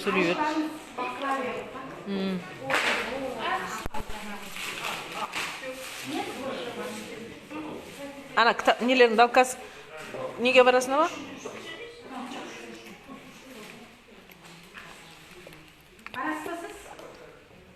Осы жерде отырған аналардың барлығын жеке қабылдауына жазыңыз. Иә, жеке. Бірге келеміз, ходырма. Иә, бірге қабылдай берсін. Баяғыда кім кіргізуға? Аида Балаева. Иә, помню. Со, Аида Балаевнаға бір ретте кіргенбіз біздер. Бірақ о Аида Балаевна проблеманы шешкен жоқ. Солаймен қалды. Сол кезінде алып кетті қайта Аида Балаевнаның несінен қабылдауын. Мына жерде барлығымыз бірге кіреміз, барлығымыз айтамыз үнімізді. Не только картоп. Бір картопқа жабысып алды ғой. Соны айтам. Ау, майдың өзі қаншама? В общем, продукты десеңші, полный продукты, да? Адам күнде Ал мен прямой эфирға түсіп жатырмын, себебі бұл маған видеофиксацияны зафиксировать ету керек. Қазір тұра тұрсыз, қазір қыздар мен айтайын. Я бісміллә деп. Атыңыз кім? Бекжан болады. Бекжан болады, е? Бекжан, балам, менен жассың ғой енді. біздердің көтеріп жатқан мәселеміз бір картоп емес бұл жерде. Май да қымбаттап кетті. Алдында майымызды 5 литрді қаншаға алатын едік? Бізде 1000-ға алатын едік, 1000. Қазір 4000 ба 5000 ба болып кетті. Жұмыртқаның өзі қаншама қымбаттап кетті. 1400-ге мен мысалға 30 штугын алам. Сол балдар жесін деп қымбат болса да қазір алып отырмын. Но бірақ менің мына баланың пособиясы өзіне қалып жатқан жоқ. Сол жұмыртқаға, жаңағы сүтке жоқ болып кетті. Қазір бар ғой, пособиям дым қалмады. Мен даже чек могу даже предоставить за это. Бала күніге бір нәрсе жібермейді кім. Мен өзім экономист болғандықтан, менде приход, расход обязательно, как положено. Сондықтан я могу даже доказать все это, даже көрсетіп официально, даже бірге жүріп контролировать етейік. Если сіздерге көмекші керек болса, общественникпін, сол общественник болып қастарында жүріп, мынандай. Қырғыздар келді да, қырғыздар мысалы қазір кассы жүргізбейді, тоже бағаларын қойып отыр. Мысалға базардың өзінде де мысалы бағаны реттеу керек, магазинде де тоже бағаны реттеу керек. Барлығы бір бағада реттелмесе, әркім өзінің білгенін істеп отырды. Біздер қарапайым халық жаба шегіп отырмыз. Күннен күнге көбейіп. Сосын біздер ашуланбай кім ашуланады? Айтыңызшы, біздер ашуланамыз. Біз аналар болғаннан кейін үйде бала шағамызға жеткізуіміз керек, тамаққа, киімге. Квартирасына беретіндер квартираға береді. Коммуслугамыз бар. Мысалы мен Арнауда тұрғанда 25.000 коммуслугам. Тоже коммуслуга төлейміз, кредитіміз бар біздердің де мысалға. Ананы мынаны алғаннан кейін. В основном каспиретке аламыз. Тоже мысалы каспиретке тамағымызды алатын. Тамақтан бөлек қанша расходымыз бар? Балдарды қазір киіндіреміз тоже. Доход аз, расход көп та. Сізде түсініңізші. Біздер сол шырылдаған анамыз. Но бірақ бұл жерде бір сіздердің минустарыңызды айта кетейін. Бұлардың минустары полиция келеді сырасы. Артымыздан. Біздер аналарымыз, сіздер соны басыңызға кішкене болса да құйып алып құрметтесеңіздер, мына аналар, біздер қирату үшін келіп отқан жоқпыз, біздерді есте екен деп. Мен мысалға осы уақытқа дейін бірдеңе қиратқан адам емеспін. Ана болып айтқымыз келеді біздер үндерімізді. Мәселе ғой. Осы мәселені жеткізіміз келеді. Айтайық, үндерімізді естісін деп. Біздер бостан-босқа не қылмаймыз ғой, шырылдамаймыз. Бізге өзгерістер керек, осы жақсы өзгерістер. Мен енді айтып өтейін кішкене мемлекет тарапынан не істеліп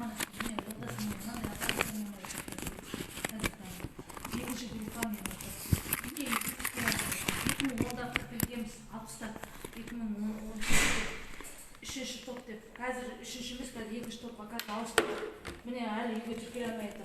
Енді маған айтады, тіркелу үшін 3 жыл прописка. Бұл торговля ғой. Индустрияға барыңыз да баянменен бірге. Вопростар жазып жатыр. Бұл вопростарды болғанда бұл тек қана торговляның продуктыны ғой. Бұл кісі үйіні айтып тұрды. Иә, бұл үймен не қылмайды. Үйменен бар ғой, как раз ана мен айтып отырмын, мен адресын айтайын, бірге барайын, жарайды. Түсінемін сіздерді, мен түсінемін. Кімге үй керек, сол ертең мысалға, вот сол не қылыңыз. Как раз баян ертең шығам деп отыр ғой. Вот ертең сол насчет и индустрия. Жаңа ғана кім еді аты? Вот соған барыңыздар, айтыңыздар министерство. Сіздердің өздеріңіз құқықтарыңыз бар талап етуге. Қазір неге беріп жатырды, кәдімгі ЖСВ-ға оформить етіп жатыр, отбасыға. А бұл кісі тек қана бағаны реттейді, контрольдайды. Бұл жаңа біз азық-түлік бұл кісінікі. Вообще 25 күні бір нәрсе болады деп. 25 күні тек продуктыны. Министр должен принимать 25 июня. Бақыт Сұлтанов, да? Бақыт Сұлтанов өз Вот қабылдасын, жазсын соған, барлығымыз жазсын. Потому что Мен де жазсам. Бақыт Сұлтанов жеке мәселені айтсақ бола ма, шешпейді. Мы всегда сообщаем, мы на связи, потом сообщаем. бұл кісі шешпейді. Жоқ, қыздар біздерді барлығымыз бірге кіріп, осы тек қана бағаны реттесін болды. Басқа бұл үй қыздар, аналар айтайын, тағы да айтайын. Үй мәселесін бұлар не қылмайды, реттемейді. Барыңызда Атамкуловқа. Мен апарып берем, зажигалкаға апарам ертең. Апарып берем, Атамкуловқаға, сол жерге барыңызда айтыңыз. Мен үйді айта алмаймын, себебі маған үй керек емес шынымен де. Зато бізге керек. Сіздерге керек. Сіздер шырылдаңыздар. Маған мына продуктыны реттегені керек. Бері қараңыз, один за всех, все за одного ғой. Бүгін мына шешеді, ертең анаға барады. Ертең үй мәселесіне біраз адам барады. Дұрыс. Иә, бірінші мынаны неғып алайық. Давайте сюда. Әйтпесе бар ғой, бұлайынан болмайды бізге. Енді сіздер түсінем, ақшаны үйге жеткізесіздер ма, сіздер тамаққа жеткізесіздер, киімге жеткізесіздер ма, түсінем мен сіздер. Мен жүрдім, басымнан өтті менің, басымнан өтті. Басымнан өткеннен кейін түсініп отырмын. Доход аз, расход көп та. Иә, расход көп, вот. Сөзін қысқасын айтқанда, осын жас қойшы, тікелей осылай үстіп айтып барыңыз. Үстіп айтты дейміз. Итогын шығарады өзі. Қазір енді біз не квартира төлерімізді білмейміз, не тамақ аларымызды білмейміз, иә? Пособие жайында сұрауға болады. Оны неге бар ғой? Мына кісінің міне күйеуі мынандай аппаратпен жатыр екен, міне халқым. Бұл кісіге де оңай емес, түсінуге болады. Квартираға төлей ма, тамаққа төлей ма, түсінуге болады. Меня тоже запишите. Жазым. Удостоверение, да? Маған сол бағаны реттесін. Маған мен үй демеймін, анау демеймін. Бағаны реттесінші. Бұрында баға қалай ақшамыз жетті, соны реттесін. Елді сонда дорожный несі картасы. Ин бар сонда, ин бар.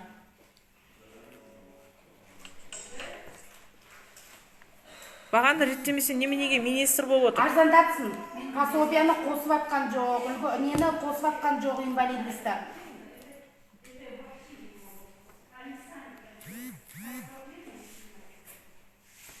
Ужас қой. Қымбат арзан. Қашанға дейін бір-біріне жәрдем бере береді. Білмеймін, мен де шаршадым уже. Продуктын, ана жол әкелген продукты біткен шығар. Маған жағат дейсің ба, өстіп келген баланы да тастап Өстіп қағаз күйінде қалып қоймасын. Мынаны қазір жазып, не А4 бар ма сіздерде қыздар? Жанапай, Жаны ханым. телефон номеріңізді беріңізші. А4 бар менде. Давай бір заявление жазайық. Қорықпаңыз, мен звондамай, қайта официально жауап берсін Сіз бізге. демедіңіз. Вы же телефон спрашиваете, я вам говорю. Нет, вы не бойтесь, вы давайте, я не дам Я никому. говорю 701, 701. Потому что официально жауап берсе жақсы да бізге. 701 01 34, да? 701, 701. Нет, посмотрите. Я сейчас вам скину. Мой Каспийский район. Осы. Алып шыққандай болып еді. Негізі көп аналар жазу керек. Андасында жазып ертең жазып аласың ба? А4 бар там. Айыспен, мына Фируза көтеріп жүр ғой. Айыспен алып тастап, пособие көбейтсін деу керек та, сол түн. WhatsApp есть? Мы будем на связи, да? Неужели? Мысалы, ана Қарақат Әбілдинаға пособие неменеге керек? Ана Турцияда үйі бар, мына жақта бақандай бизнесі бар. Сондайлар алып тастасын да, біздерге мысалы пособие көбейтсін, дұрыс па? Мынау кімге неменеге керек? Мынау Бекболат Тілеухановқа. Бақандай бизнестары бар. Жәрдем беру керек қой. Үйі жоқтарға беру керек, мысалы, айыспыны ше. Қазір, мысалға, үйі барлар Бізге негізінде міне жас жігітті жіберіп отыр. Олар шығудан қорқа ма, білмеймін ғой. Міне жас жігітіміз отыр енді. Жасау.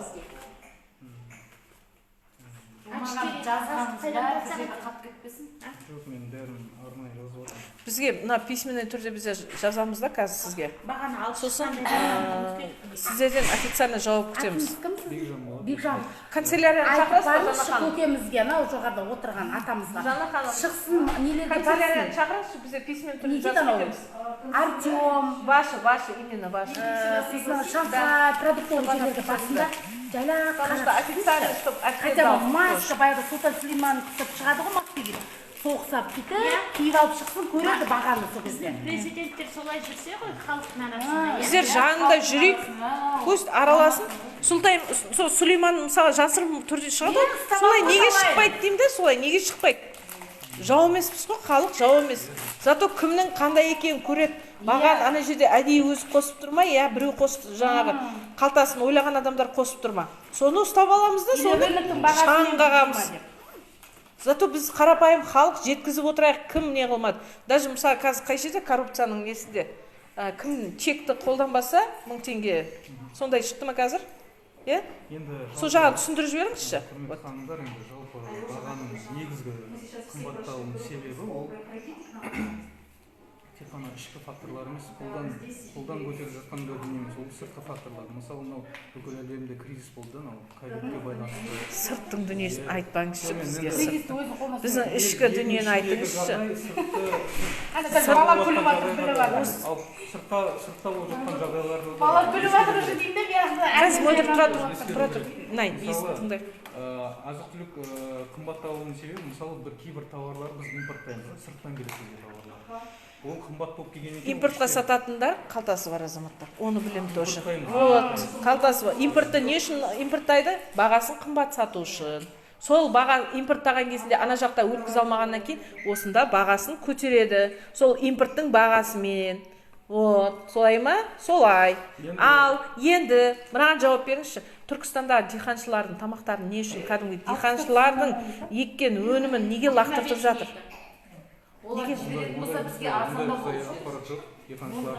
Міне мына соцсетте. Мен ақпаратты жеткізейін сіздерге. Жеткізейін. Даже әкімдердің өзі прямой эфирға түсіргізбей дейді. Қазір міне аналарымыз қазір аралап жүр. Астана, Чимкентті аралап жүр. Сонда жаңа Түркістанда сондай болып жатыр дейді. Әкімдер қысым жасап жатыр деп жатыр. Не үшін әкімдер қысым жасайды? Піскен заттардан лақтыртып жатыр дейді. Мынау халыққа сонда ашаршылық жасап отырған деген сөз. Шетелден келген заттардың бәрін сатқызып жатыр. Ол шетелден келіп жатыр деп қымбаттатып жатыр. Кесе 3 есе мынау масқара ғой. Какой-то бір 80-90 теңгелік, 70 теңгелік картошканы 500 теңге деген масқара ғой. Себебі өздеріміз қазір былай Қазақстан елін араламасақ, уже кәдімгідей билікке сенбейтін болдық. Не үшін сенбейміз? Потому что осындай искусственно ашаршылық жасап отыр. Біздің ақпаратымыз бойынша Түркістан облысында қандай тауарларды сыртқа тастады? Помидорды деді, қиярды деді, сосын картошка, бүкіл не қарбызды да кеше қарбызда шыққан, соны да лақтыртқызыпты. Сәбізді, бүкілсін солай шығарған нәрсенің бәрін солай істетіп жатыр екен. Тараздың өзінде мен білем, Таразда қаншама болгарский егетті, сол болгарскийлар келетін бізге не? Неге сол келмей жатыр болгарский? Свежий болгарскийлар келетін. Барлығы келетін. Оларды, значит, искусственно жоқ қылып жатыр. Помидордың бағасы әлі сол баға тұр. Не Как раз өзі көктемде алып жеу керек, потому что қыстағы иммунитет, витамин бәрі солады да, көктемде уже не ол. Килограмма 500 теңге. Иә, Артем өзінде. Қалай жейміз біз оны? А левый берікте вообще жанып тұр.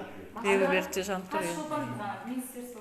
Екі штуктан аласың. Енді мемлекет ол бір ғана мысалға сауда және интеграция жегің келеді, балам жегісі келеді, салат істеп бересің. әкімдіктермен бірлесіп жұмыс жасайды. Обидно просто. Министерство сельского хозяйства, ауыл шаруашылығы министрлігімен бірге жұмыс жасайды. Бүкіл мемлекеттік органдардың, жаңағы атап өткен мемлекеттік органның кешенді жұмысы бұл. Жалпы егер ауыл шаруашылығы министрлігі жаңағы өнімнің өзіне жаңағы қолайлы жағдай тұратын болса, оның бәрін біз бірлесіп атқарып жатқан қызметіміз бұл. Енді қазір қандай шара қолданып жатыр десек, бізде бұл мәселе күнделікті жаңағы бақылауда. Бақылауға вообще көрінбейді бақылауда. Жұмыс істеп жатырмыз. Біздің арнайы жол картамыз бар. Қандай баға қымбаттаған жағдайда біз қандай іс-шараларды қабылдау бойынша жаңағы әр тармақтары бар жол картасы. Ол арнайы қабылданған құжат, үкіметтен бекітілген құжат. Оның бәрін бақылауда болса, контроль жасап отырсаңыздар, бұндай қымбаттамаушы еді ғой. Түскенін көрген емес қыз ол. Сен бардақ Түсіп атқан жоқ, наоборот, көтеріліп жатыр. ешкім контроль жасамайды, бардақ болып кетті мына Қазақстан. Анда-санда бір новостида көрсетеді жаңалықтарда, міне мынаны түсірейін деп жатыр екен, аралап жүрген әкімдер дейді да. Жоқ, сол бағада қатқан баға сол наоборот қымбаттап жоғарылап ешкімге 5 литр майын керек емес. 800 деген масқара ғой. Ужас. Бір айға жетпейді ана 5-6. Ана базарда сатушы айтады, оны біздер емес дейді, ана жақта алып келген делдалшылар дейді. Біздер емес дейді. Делдалшы. Ана сатушы айтады. Мен мысалы өзім ұн алатын болғаннан кейін, май алатын болғаннан сұраймын, неге баға қымбат, не үшін бұлай болып жатыр деп постоянно өзім сұрап отырмын, потому что мен общественник болғаннан кейін маған қызық соның барлығы. Не себепті мына баға осындай болып жатыр? Не қай жерде оның түбін табуымыз керек қой, дұрыс па? Чтобы соны реттеу үшін. А енді реттеу үшін ол сіздердің мойныңызда. Мен емес, мен қасыңызда тек қана мысалға халыққа жеткізіп, былай прямой эфир түсіріп жүру керек болған. Бұлар осылай қымбаттай берсе, ешкім алмайды. Ертең оның бәрі ысырап болады. алмайды емес, аштан өлеміз де. Мысырға тастайды ғой мысалы. Оны қымбат болса, халықтың зарплатасы аз. Оны ала алмайды. Біз жетіскенімізге отырған жоқпыз. Таңертең 9-дан бері жүрміз. Ештеңе жемей ішпей. Пособияны, пенсияны сәл қосып қояды да, бірақ нені Жер берсе де Аймай алып жатыр, азайтып жатыр, жоқ қылып жатыр. 200 теңге ашса болды, бітті. Сен ала алмайсың оны. 200 теңге ашса. Айналайын осы жоғарыдағылардың жеген нәрсесін жеп жатқан жоқпыз ғой. Бала шағамызға етті алып бермейміз мысалы. Етті де жемейміз қазір. Ет деген картошка қуырып беретін едік, сәл болса да оны таба алмай қалдық. Бұл масқара, өзіміздің Қазақстаннан шығып жатқан затты өзіміз алып жей алмай жатырмыз. Сондай болып тұр ғой. Өзіміз алып жей алмай жатырмыз. Өзіміздің ауылдағы мысалы алдырып жеткізеді. Қазақстан қазақтары жұмыс істеп жатыр, диқаншылар. Соны жеткізбей отыр. Лақтырып.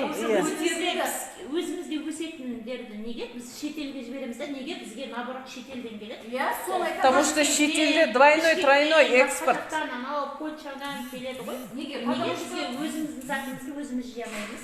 Экспорт. Сол біздің неміз. Бізге оның не керегі бар? Бізге басқа мемлекет. Мен бір қойды айтып берейінші, бір қойды. Мына жерде бір қойдың өзін мысалға қаншаға сатады? 40 мың ба, 50 мың ба? 40 мың ба? Ана жақ 50 мыңға өткенде. О 50 мың болса, ана арабтарға апаратта бұлар 100 мыңға 100-ден көп сатады. Сондай. Сол үшін сол ол алтын жұмыртқа болып кетті. Жарайды, сата берсін, неге шетелдерге экспорт. ауысқанын сату керек та, жоқ, ауысқан. Халыққа да қалу керек қой. Халыққа да қалу керек, шетел жаңа импортқа да жіберетіндер. Нету керек қой, бізге анау Польшаның алмасының не керегі бар? Иә, өзімізде шығыватқан Құдайға шүкір, бізде жер кен, Құдайға шүкір, иә? Алла тағала жер беріп қойған. Неге өзімізде жетеді ғой жер? Неге өзімізден алынбас па соның бәрі? Не бізге не керегі бар Польшаның алмасы? Отырған өзіміздің Чимкенттегі піскен затымызы өзімізге жетпей жатыр ғой, өзімізге жетпей жатыр. Ташкенттің қызанағы не керегі бар бізге? Негізінде мысалға мына кім жаңа Нұржан Алтаев бір ауыл істеген ғой теплицасымен. Мысалы жаңа теплицасымен сол өнімін шығарғаннан кейін жаңа тапсыратын бір база болу керек та, сол база алып сосын халыққа тарату керек. Вот сондай істеу керек. Әр мысалға ана сен үйінде теплицаң болса, огородың болса, шыққан өнімің өзіңнен ауысса, соны апарып жаңа базаға тапсырса, ол база халыққа жеткізсе, ол қандай күшті болады. Даже Нұржан Алтаевтың өзін алып тастап отыр ғой, Мамин деген. Қолынан дым келмейді, еще жаңағы жұмыс істейтін адамдарды алып тастап отыр. Особенно түсіртті дені продуктын айтса, сол аяқ астынан 1 килограмм картошка алуға. Бір тиын пособияны өсірсе, сол продуктыны қымбаттатып жібереді. Соны айтам ғой. Қандай пайдасы бар? Даже мынау элементарно, мен мысалы тігіншімін ғой. Мына тігіншінің мысалы шығарған өнімін тапсыратын жер жоқ. Ләззат Рамазанова біледі соны, жақсы біледі. Мен когда шырылдаған кезінде сол сөзімді сөйледі сол кісі сол кезінде. Бізде сондай жоқ деп айтты нақтылап сол кезінде. Ол кезінде ана кім еді? Сағынтаев еді, Алматының кім еді? Ана әкімі болған. Сол отыр еді сол кезде. Алматының әкімі. Кім еді? Бақытжан Сағынтаев сол кісі отыр еді да, есті да болды, сонымен жауапты сол кезінде. Вот. Иә, солай қалып кетті. Ішкі мойнына іштегі алғысы Арамызда уже обработки деп жатыр, обработки дей береді, уже 2 апта болады. Ертең мен уже очередке тұрамын, мысалы, не хочу, чтобы он туда крышный, о жерде.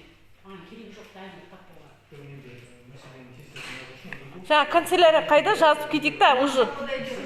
Кетейік біздер, мөлдір кетейік құрсын. Да, балдарымыз қалды уже.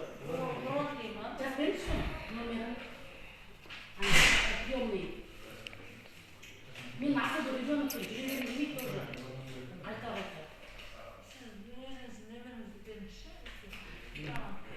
Сіздер индустрияға баратын адамсыздар ғой, насчет үй. Мына жерде. Үйдің де мәселесі, мысалы, аналар айтты ғой, ертең шығамыз деп отырған жоқ па? Иә. Ертең үйге, по-моему, біраз аналар шығамыз деп отырған жоқ па? Иә. Үйге шығатын. Ертең деп жазып отыр ғой. Білмеймін сол ертең қай уақытта екен. Осы үйге. Потому что барлығын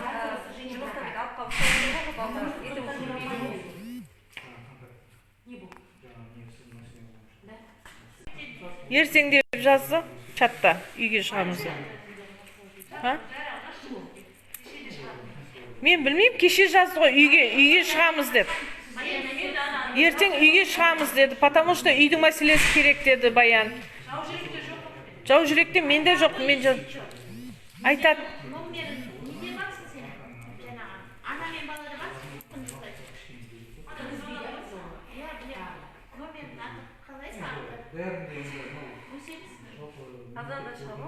Келді ма, не қылды Жанне?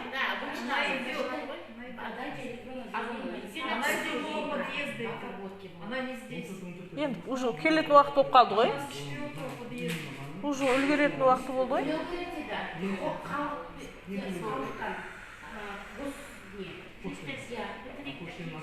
Иә, уже уақыт болды.